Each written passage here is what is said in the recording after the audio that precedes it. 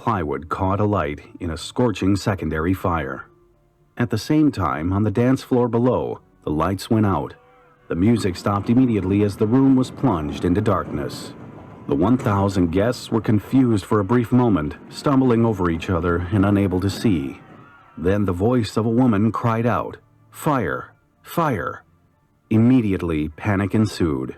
As the terrified people ran towards the entryway in the darkness, the blaze began to light up the ballroom.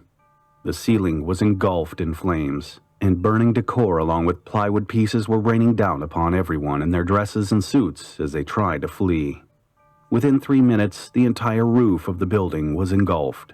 The inside of the building lacked ventilation. The smoke created from the burning decor was so thick that people began passing out and dropping to the floor, causing others to trip over and trample them.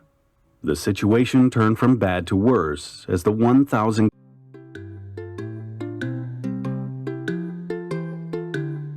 light up, light up, light up.